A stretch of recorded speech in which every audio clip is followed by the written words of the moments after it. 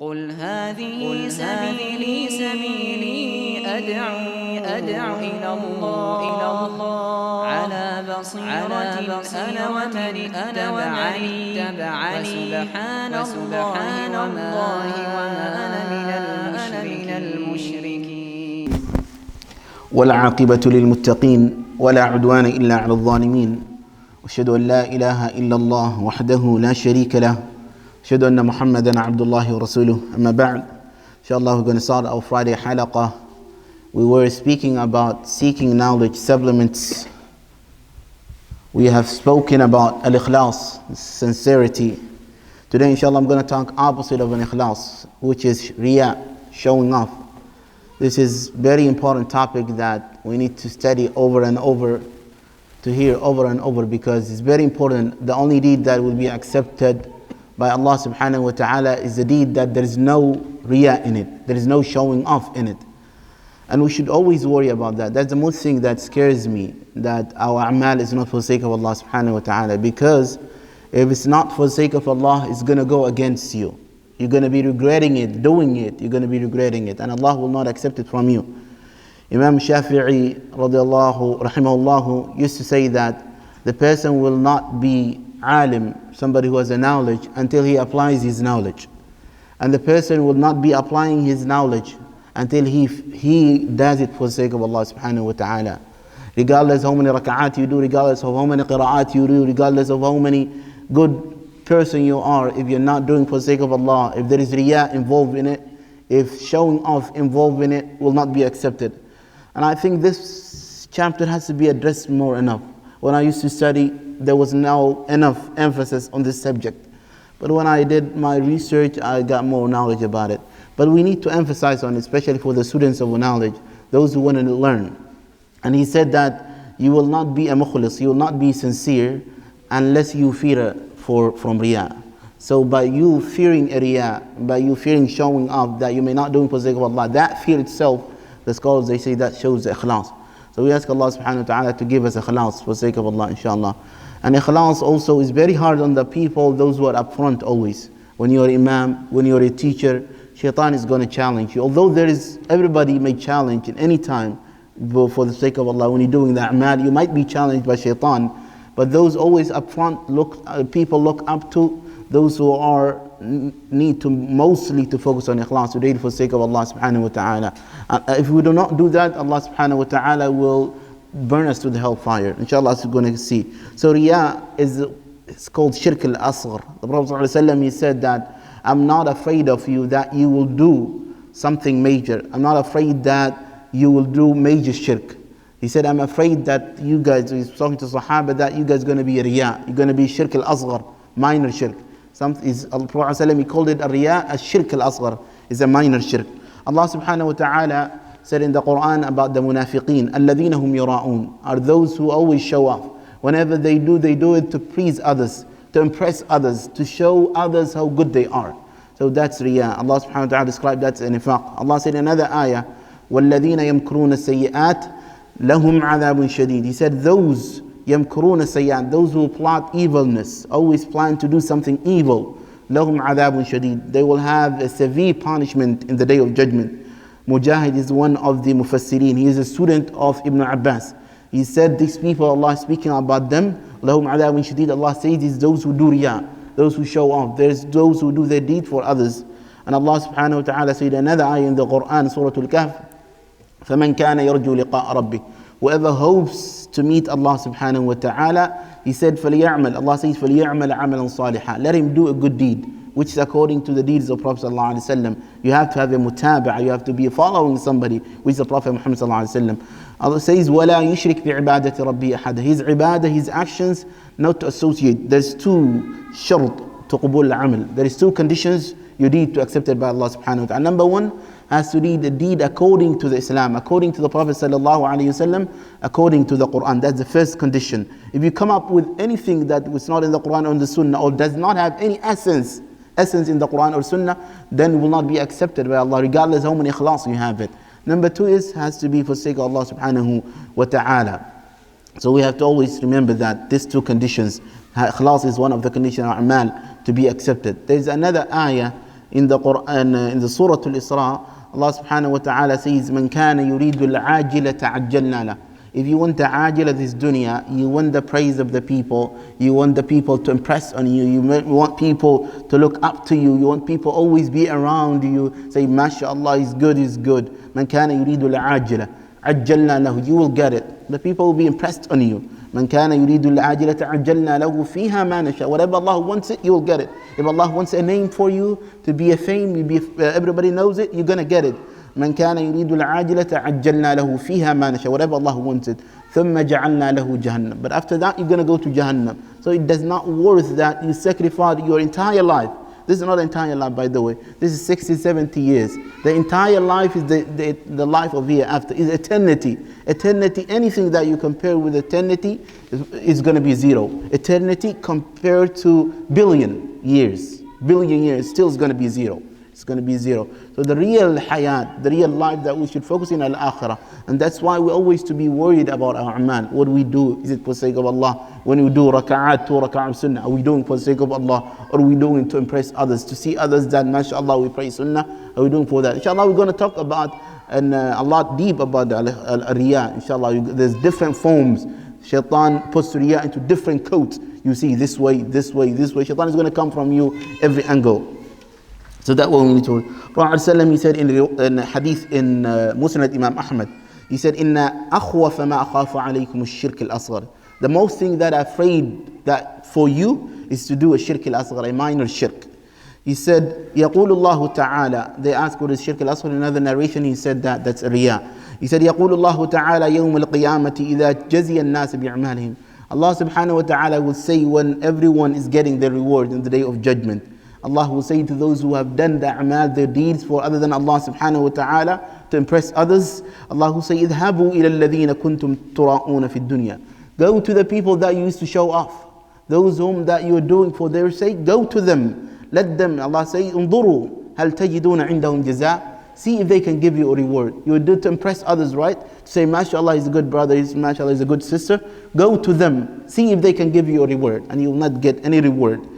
There's hadith in Tabarani that the Prophet ﷺ said, "Inna adna al-riya'i wa ahabbu al-abidi ila Allah." The least form of riya, or the person who does not have a riya, wa ahabbu al-abidi, the most beloved servant to Allah is al-atqiya, those who fear Allah subhanahu wa ta'ala. Al-askhiya, they are generous. Whenever they ask to give, they give whatever they can. Al-akhifiya, they hide their deeds. They don't want others to know what they do. They do it for the sake of Allah. They are so extreme in hiding their deeds. Sometimes even when they are not there, people will not think about it because they don't show off. They don't show others how good they are. People will not even remember them. When they are there, people will not see them as a big because they hide themselves. They do it for the sake of Allah subhanahu wa ta'ala. There's another hadith in Hakim. The first people, Allah subhanahu wa ta'ala, and I mentioned in different narrations, there's a Bukhari narration that I mentioned in khutbah one time. The first people Allah subhanahu wa ta'ala will take them to the hellfire are 3 people. Before Allah put the people, munafiqeen, to the fire, before the kuffar go to hellfire, the first people Allah will put them into the fire are 3 people. Number 1, rajul, Allah will bring a man. فَيَقُولْ رَبِّي عَلَّمْتَنِي الْكِتَابَ فَقَرَأْتُهُ آنَاءَ اللَّيْلِ وَالنَّهَارِ. He said, "Oh Allah, you taught me the book, which is the Quran. I recited day and night the Quran. Everybody knows how much I recited the Quran day and night. And I wanted to gain your reward, O Allah." Allah subhanahu wa ta'ala will say to that servant, "Kadhabta, you are a liar. You did not read the Quran so that you gain the thawab from me. You gain so that the people to call you qari, a reciter, mashallah, is a good person. You have done for other people." Then Allah subhanahu wa ta'ala will say, "Kadhabta innama kunta tusalli liyuqala innaka qari'un musalli wa qad qil." You have done all this, so people will say, "This person is very qari, mashallah," and people have said that to you. And He said, Allah will say, "Idhabu bihi ila an-nar." Take him to the hellfire. That person will be burned into hellfire. Although he's a qari al-Quran, mashallah, everybody knows, in the community is known how beautiful voice he has, how qari he is, but he did not do it for the sake of Allah. The second person, ثم يؤتى بآخر. The second person will be brought forward. فيقول رب رزقتني مالا فوصلت به الرحم وتصدقت به على المساكين وحملت به ابن السبيل رجاء ثوابك وجنتك. He said, that person will say to Allah, "Oh Allah, you had given me wealth. I had donated for the sake of Allah. I tied the kinship with it. I donate to my family and I gave to everybody. The travels, I gave it to them. I wanted your thawab and your jannah, your reward and jannah. Oh Allah, give me today. Allah will say, kadabta, you're a liar. Imagine in front of the khalaiq, you are the first three people and you're talking to Allah, and Allah will say, kadabta. May Allah preserve us from that, inshallah. We ask Allah subhanahu wa ta'ala to make it for the sake of Allah. kadabta. Allah will say, you're a liar. إنما كنت تتصدق. You are giving sadaqah ليقال إنه سمح جواد قد قيل. You have given this, all of this, so people to say you are jawad and have been said. Then Allah will say, take him to the hellfire. The last person is going to be a person. There's another narration I mentioned that's slightly different. The narration of Bukhari I mentioned in the khutbah. I don't want to re-mention it again because it's going to be getting boring. So it says that the third person is a person who is mujahid. He fights for the sake of Allah. He died for the sake of Allah. He's so brave. He will say to Allah, I fought for your case, for your religion, and even I lost my life for it. And Allah will say, you're a liar. Then Allah will say, you fight so that people say you are brave, you are strong, and have been said that. Now go to hellfire and be thrown to hellfire. So we're going to learn from this hadith that the first three people Allah will burn them is a people, good people that according to our eyes. But because of their inner side were corrupted, because they did not have the ikhlas for the sake of Allah subhanahu wa ta'ala, Allah will throw them to hellfire. So that's why we need always to be worried about what we say, how we present, how we doing for the sake of Allah. When we do a'mal, we have to constantly check ourselves. For example, you're leading a salah, check yourself inside the salah, especially salah. There is more ayat, there is more reminders in the Quran, in your salah that to remind you for the sake of Allah. Mathalan, when you do dua al-istiftah, you said Allahu Akbar. You're saying Allah is the greatest. No one is greater than Allah subhanahu wa ta'ala. That's a reminder for you to do it ikhlas. None whatsoever is greater than Allah. This is Allah is the greatest. You should do it for the sake of Allah. One of the dua al-istiftah is وَجَّهْتُ وَجْهِيَ لِلَّذِي فَطَرَ السَّمَاوَاتِ وَالْأَرْضِ. That reminds you that for ikhlas. You're saying inna salati, my prayer, my all act of worship is to Allah. You're saying it's to Allah alone. It's dua al-istiftah. You're doing it. You're opening your prayer with it. There's another dua. Usually people say it, Subhanak Allahumma bihamdika wa tabarak ismuk. This is a different one. This is one of them. You're reminding yourself. You say Alhamdulillah. Now you start Surah Al-Fatiha مثلا. You say Alhamdulillah Rabbil Alameen. You're saying Iyaka na'bud. You're saying you alone we worship. Imagine yourself. You're saying Iyaka na'bud to Allah. You're talking to Allah and you're saying you alone, oh Allah, I'm worshipping you. And you're doing for other than Allah to impress others. What Allah subhanahu wa ta'ala will say to you, you're standing in front of Allah, Allah will say you kadabtu, you're lying, you're not doing for the sake of Allah. That's why we have to constantly check our a'mal, my brothers and sisters in Islam, to make it for the sake of Allah subhanahu wa ta'ala. So let us go more detailed, inshallah, more academic on Riya, because we know the feature of Riya, and I spoke many about it, about this subject. So there's different types of Riya. Number one is a Riya'u fil Iman, showing off in your Iman. Sometimes some people they may accept Islam because of others. Your Iman is not, you don't believe Allah subhanahu wa ta'ala, you don't believe Islam, the true belief. This is the Riya of Iman. This is the worst form of Iman. This is a nifaq. It's going to throw you into hellfire. You're going to be among the munafiqeen. Allah described the munafiqeen many places in the Quran. Their Riya was Riya al-Iman. They looked like they are Iman, they are believers, but they did not believe in Allah and Islam. Just they accepted Islam for any other purposes. It could be some people they may accept Islam for a sister mathalan. They wanted to marry a sister. The sister said the condition is that you have to accept Islam. And the person accepted Islam but he did not mean it. That's called Riya fil Iman.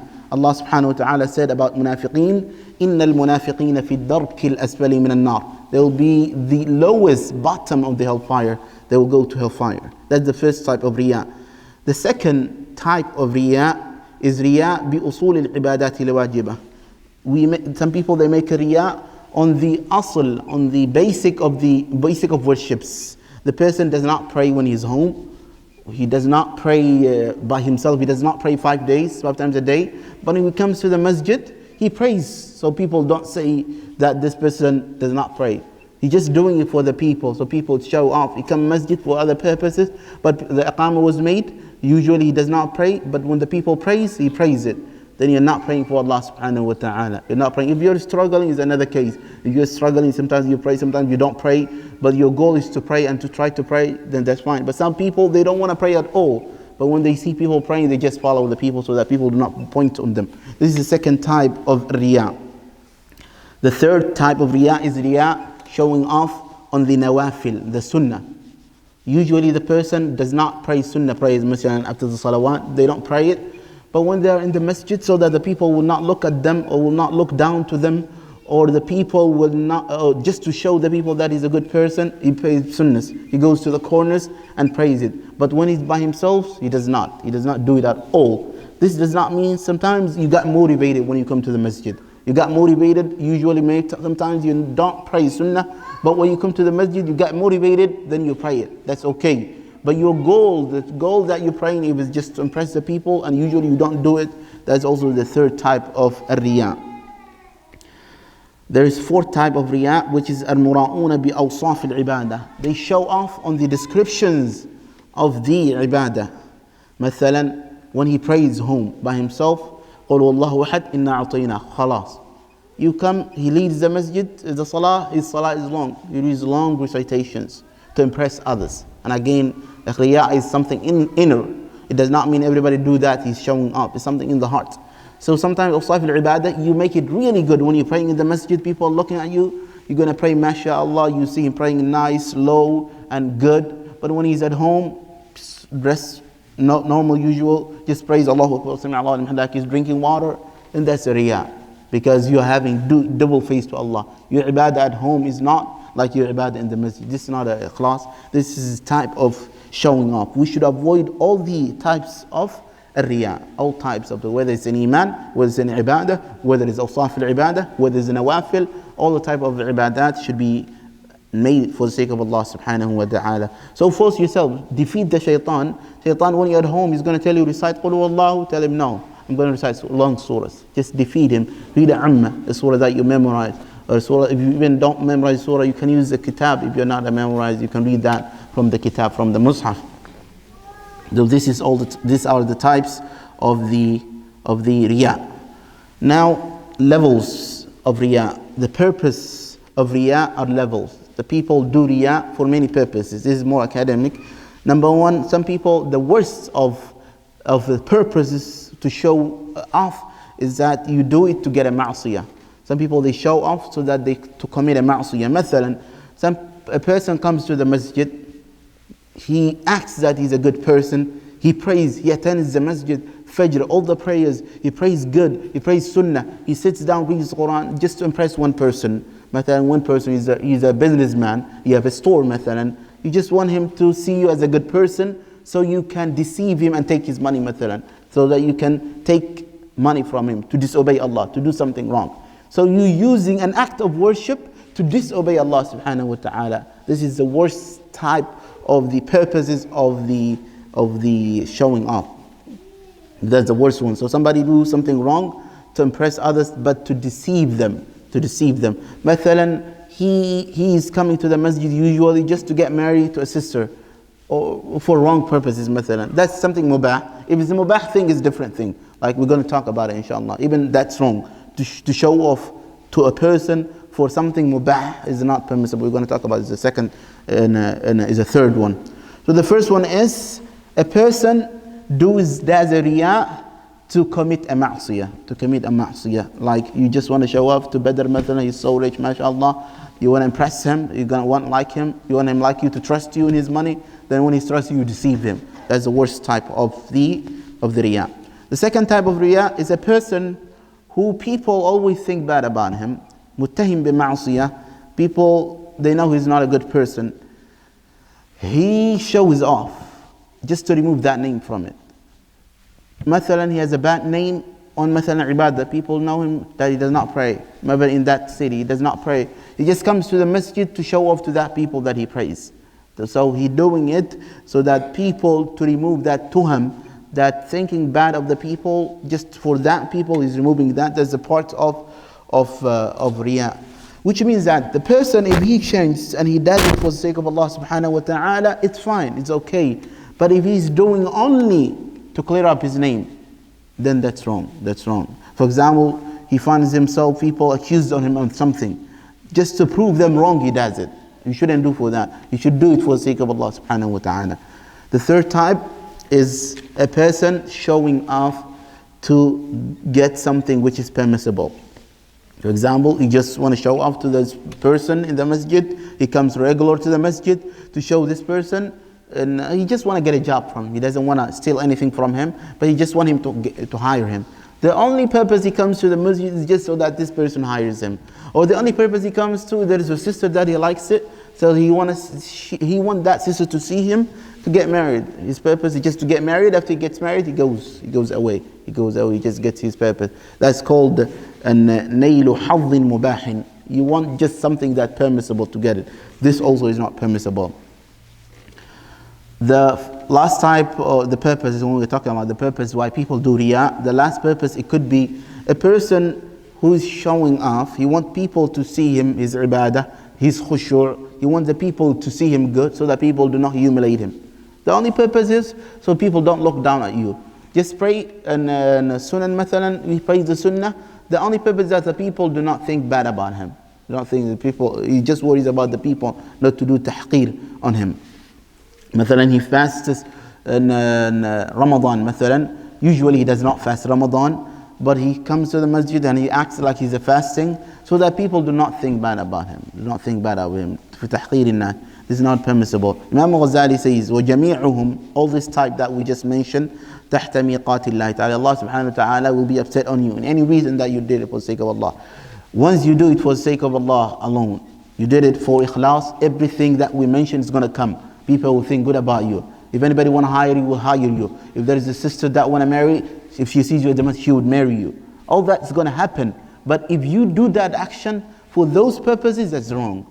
But automatically, if you do something good, people will praise you. This is bushra ajilatil Prophet described it. This is the bushra, the glad tidings that Allah would give them in this life before hereafter. People will think good about you, people will trust you, people would love you. That's normal, natural. But if your goal is that's it, to get that, then that's wrong. Did I make a difference? Did I clarify that point? Mafhum? Khalas, let's continue inshallah. The madahir riya, some symptoms of riya, especially with the tulab al-ilm, those who are seeking the knowledge. Some of the symptoms that shows that they're showing off. Number one, many of them, inshallah, I'm going to mention a couple of them. Number one, you see the person, he's so eager to give a fatwa. He just want to give a fatwa. Anything, anybody else, if he just hears outside somebody's asking somebody, he jumps into it. He wants every time to give a fatwa. Or al-jur'a al-tadris, he always want to teach. He will always want to teach. He just want to, I want to teach you.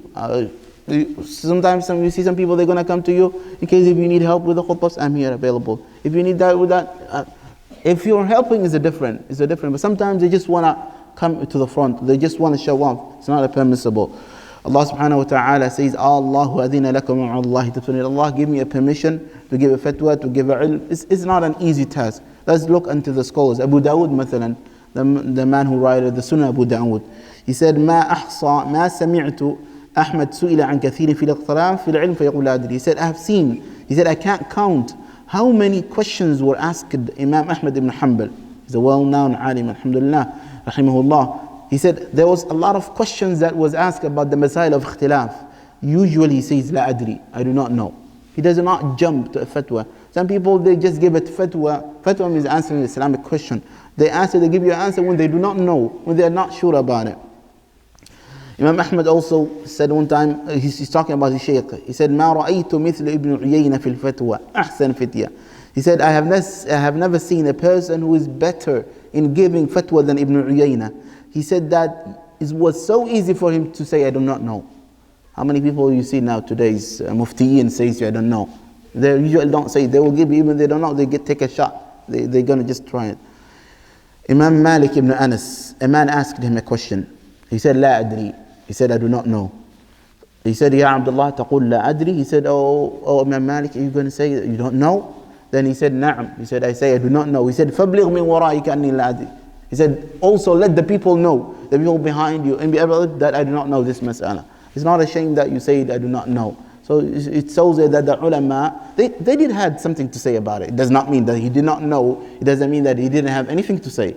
He has a lot of knowledge, but he was not sure about it, or he just didn't want to talk about it. He was not so eager to give a fatwa, to talk about the religion of Allah with knowledge. Abdullah, the son of Ahmad ibn Hanbal, he said, I used to hear my father constantly saying in the Masail, I don't know. If there is a mas'ala and there is a khilaf in that mas'ala, he usually say, ask somebody else.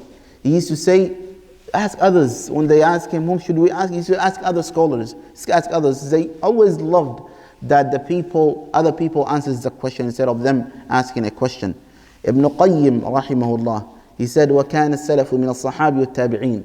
The Salaf of the Sahaba, the past people of the Sahaba and Tabi'een, they always used to dislike to give a fatwa, especially to talk about the religion of Allah quickly. They always loved that somebody else answers it instead of them. Instead of they will tell you, go to that shaykh, although they have something to say. Because they knew that if they give a wrong fatwa, they might be questioned in the day of judgment. Abdurrahman ibn Abi Layla, he was one of the Tabi'een. He reached the Sahaba. He said, I reached 120 of the companions of Prophet ﷺ in the masjid of Prophet ﷺ. Everyone wanted not to give hadith, but his brother to give that hadith. Another companion asked, if there is a question, they wish that somebody else, one of the other companions, answers that question. That is how they always used to have the fear of talking about the religion of Allah. And also when the people you see that people, they love to talk the religion of Allah. This is a Danger of Riyaa. This is a symptom you're not doing for the sake of Allah. You always want to give a fatwa, you always want to talk about the religion of Allah, then that means that you are showing you just want to get a name for it. Sujun ibn Sa'id, he said, you see the most eager people to answer, to give a fatwa, are those who have the least of knowledge. Those have so small knowledge, they always want to give a fatwa, they always want to give a lesson, they always want to talk about the religion of Allah. This shows that the lack of sincerity. It does not mean, again, generally, I wanted to make one more point. When you study these symptoms, when you say about Riya, you cannot say somebody's making Riya, regardless of the symptoms that you see. You do not know. Riya is a'mal Allah, something that inner. Allah subhanahu wa ta'ala only knows it. You cannot certainly say this guy is showing up. You do not know. Allah subhanahu wa ta'ala only knows it. You cannot make it done.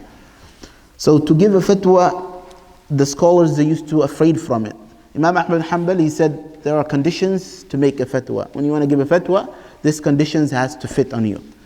He said, لا ينبغي للرجل أن يعرض نفسه للفتوى. It's not permissible for a person to give a fatwa until these 5 conditions is met.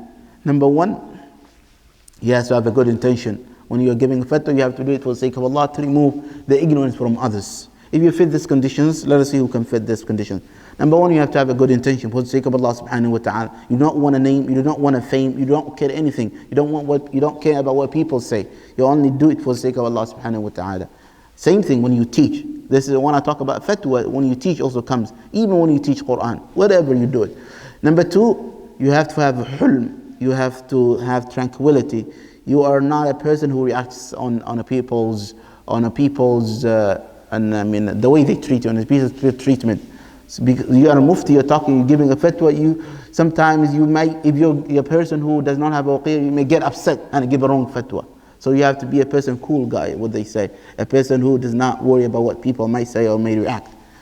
Number 3, you have to be knowledgeable of what you're talking about. You have to have a deep knowledgeable on the matter that you're speaking about. You have to know what the scholars say.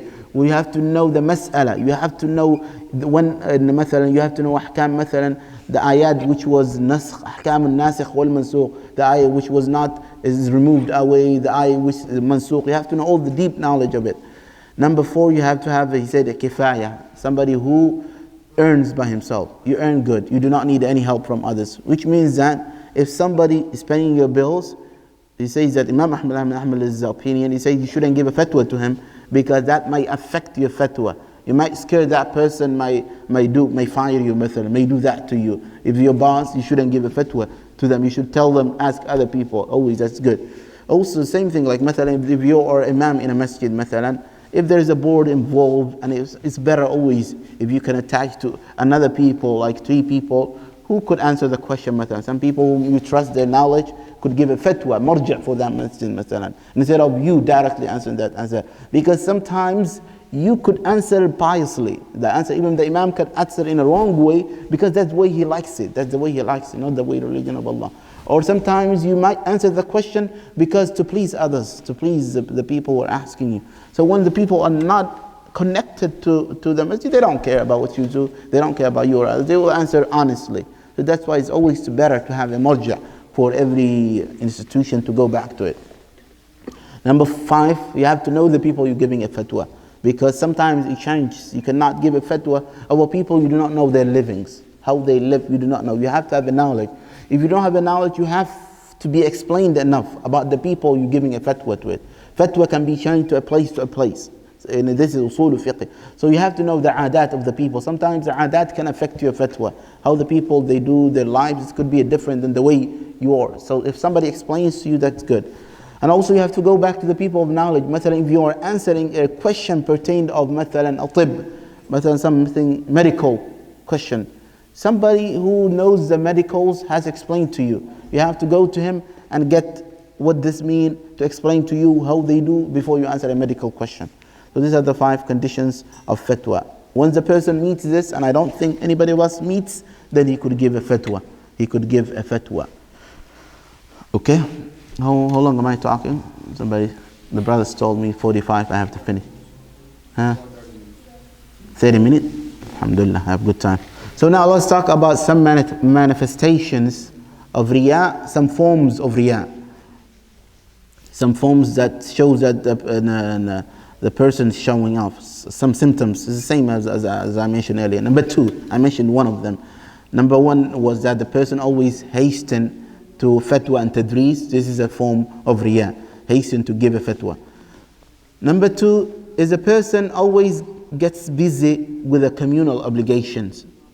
Something that obligatory upon the entire community, then an obligation upon himself. مثلا, instead of studying the religion of Allah and studying the main core of Islam, مثلا studying the Quran, the Hadith, the Aqidah, he gets busy with something that مثلا communal, something that is not that important, but something that is part of the religion, but he gets busy with that stuff. مثلا he busy with ilm al-alat, how to talk, ilm al-muntaq, philosophy. Instead of, if the person does not know about basic of his religion, you see him arguing, refuting that scholar, doing ta'assub, blindly following prejudice on one scholar or one way of thinking. That also shows that that's not ikhlas for the sake of Allah. You're doing for others, just your prejudice. We're going to talk about that issue inshallah. So usually he's busy or something which is minor, not the major thing of the religion of Allah. So that's also shows a madhar of Riya. The third one is حب المناظرة وحب الجدل وكثرة الكلام. The person, one of the forms of Riya is that the person likes to debate a lot. He always loves debating it. He loves arguing with others.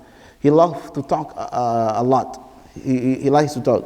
Allah subhanahu wa ta'ala said, وَكَانَ الْإِنسَانُ أَكْثَرَ شَيْءٍ جَدَلًا. The insan also loves أكثر شيء جدلا. There is nothing that more arguing than the insan. So the person who loves to argue, who loves to debate with others, this is not a sign of ikhlas. This is not a sign. Rather, it's a sign of Riya.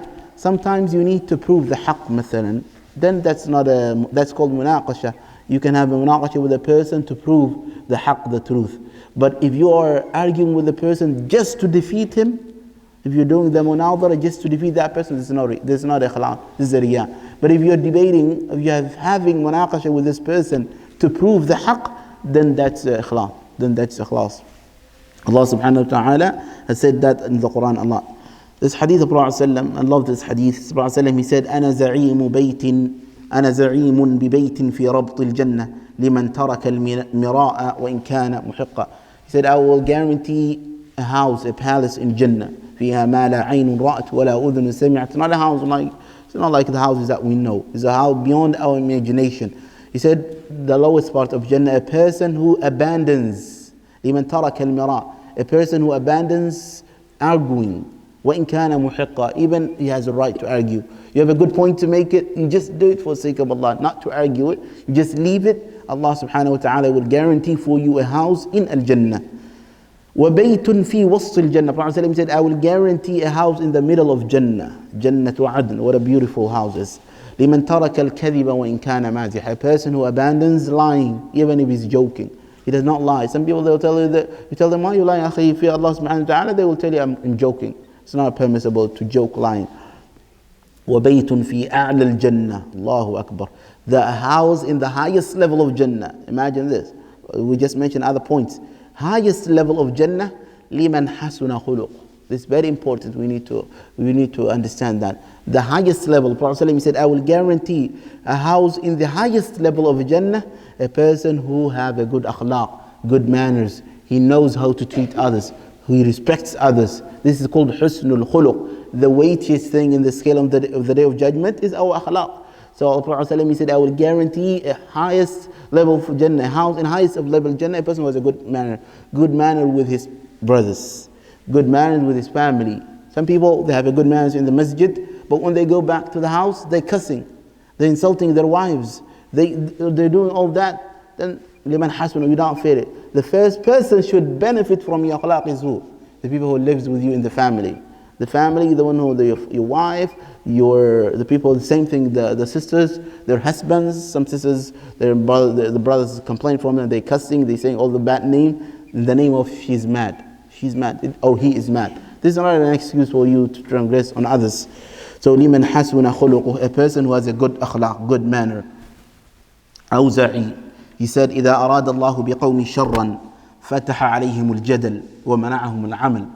If Allah subhanahu wa ta'ala wants evilness, bad with people, group of people, these people, Allah would open them a gates of arguing. They will keep arguing. وَمَنَعُهُمْ الْعَمْلِ. They will not do anything. How many people will see that? Some people, they just here to argue, to debate, and they don't do anything. The only place you see them is sometimes he argues on. You don't see him enough in the masjid, you don't see him in the duroos. All what he does is sits there and arguing with other people. This is not a good sign.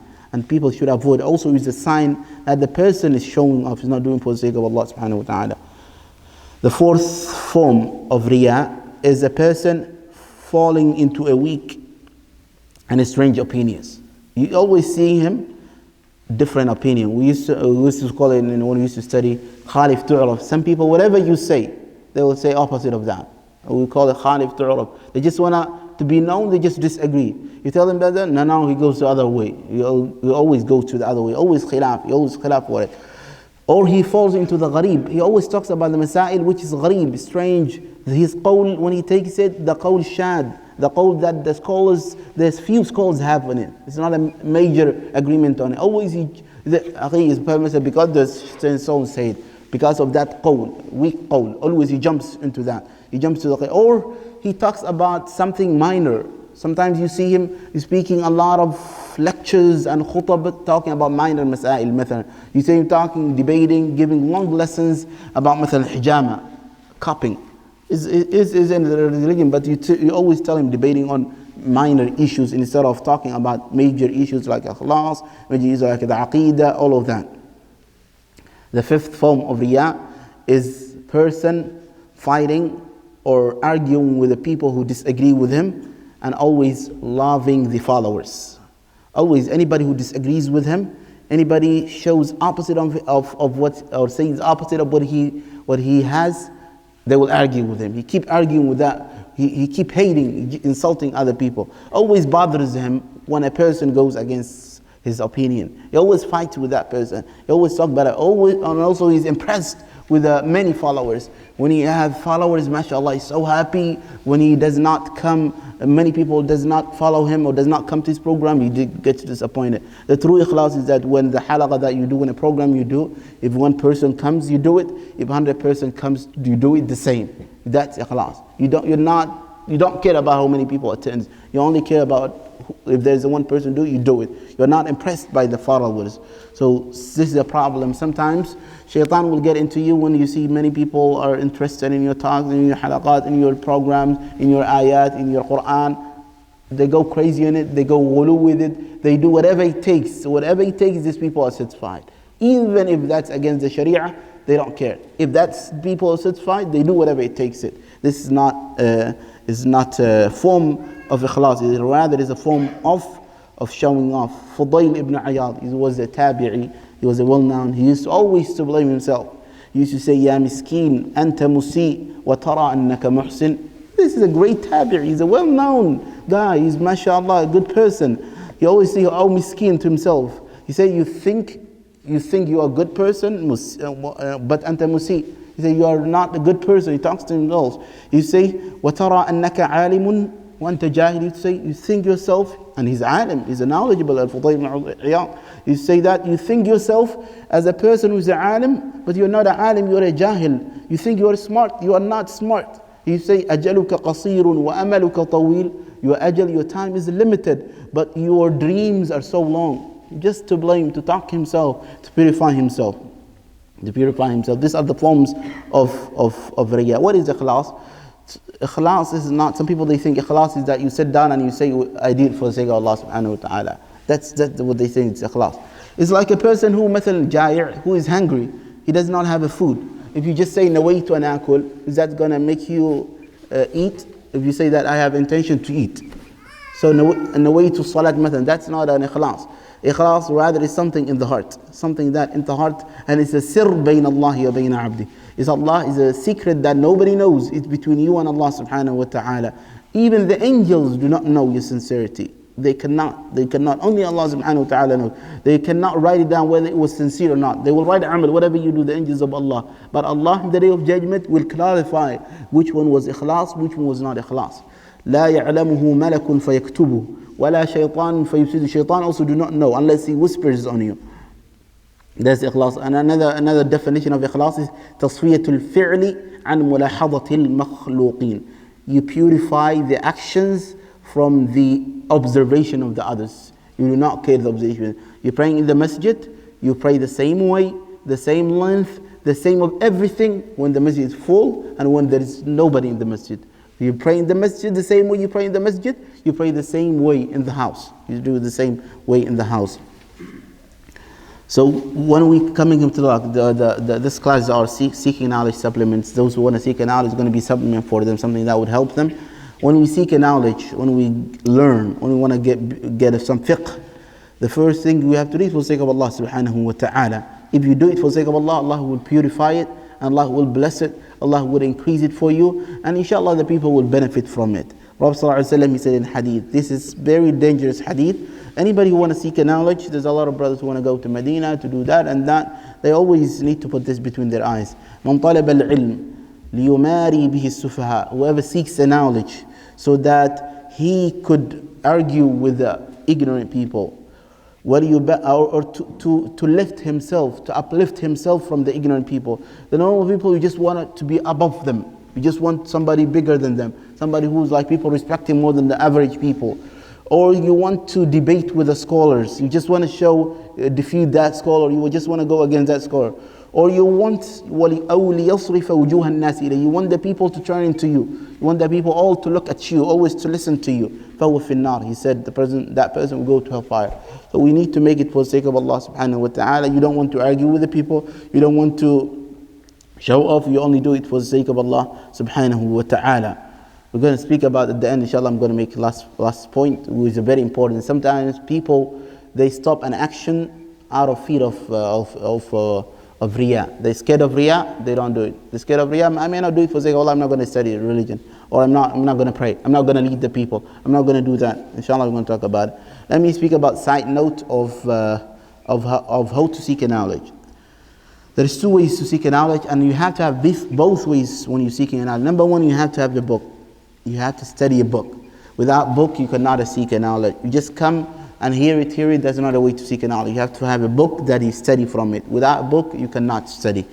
Number two, the second wasila is shaykh. You have to have somebody teach you.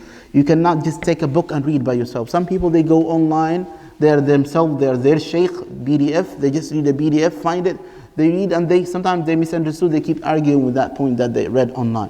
So without shaykh, without a teacher, you cannot have a knowledge.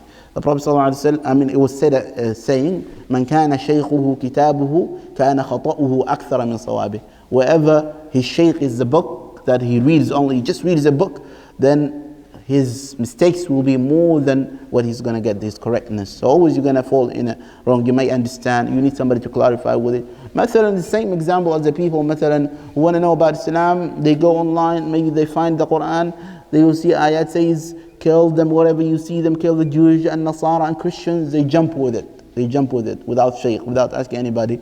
So then they will have misunderstood that point. And always, it's very important, especially when you give a non-Muslim a book. And always make sure that when you give a non-Muslim a Quran, mathalan, make sure that He needs to understand that he cannot understand everything by itself. If you tell him if there is anything strange and you might see and you need a clarification, and you will tell him that in the Quran there are some ayat, you need to understand the sabab nuzul, why and when it was revealed, to understand the meaning of it. So do not just take it literally. Come back, if there is anything suspicious you see in it, I will explain back to you. You have to tell him that. Not giving the Quran. Sometimes you may give a Quran and the person reads and he finds, kill them wherever you see them. All of the ayat of a different interpretations, and it was revealed differently. He will close the book and he says, Islam, I'm done with Islam. I have enough of it. Khalas, they want to kill everybody and anybody they see it. Then they'll go straight with it. That's also something side note. So these are the wasila. This is two ways to seek knowledge. So how we purify our intentions, or what are the advices to make it your a'mal displeased by Allah subhanahu wa ta'ala. Can I go there? How many minutes I spoke? 45. Inshallah, I'm trying not to make it too long and too boring for the people, inshallah. We're going to continue from here for next class. سبحانك اللهم وبحمدك نشهد أن لا إله إلا أنت نستغفرك ونتوب إليك. We're going to have dinner, inshallah. What time is it? Can we have an hour after Isha? Now what? 8:50. Oh, actually it's after Isha. What am I thinking? I'm thinking that I started after Maghrib. So inshallah we're going to have a dinner. Anybody has a question? Inshallah, you can come and ask me any question you have. Go ahead. You mentioned that the angels are not able to see whether or not someone's being sincere. Yet they are able to see someone's intentions, right? The niyyah. No, the niyyah is sir. They can't know your intention. They will just write down what you have done. Mathalan, these people, the three people, the angels wrote for them with a lot of ibadat and a lot of them. But Allah in the day of judgment will say, this was not for my sake. The angels can see whether you wanted to do something good, but refrain from doing it. Oh, okay. You mean something else. Allah subhanahu wa ta'ala could inform the angels what you were intended for, but they cannot read your mind. They don't know. Mathalan, when you pray, the angels, they only write down what they see and what they hear. So they cannot figure out whether this is ikhlas or not. Allah subhanahu wa ta'ala knows, and Allah will clarify it. سبحانك اللهم وبحمدك نشهد أن لا إله إلا أنت نستغفرك ونتوب إليك.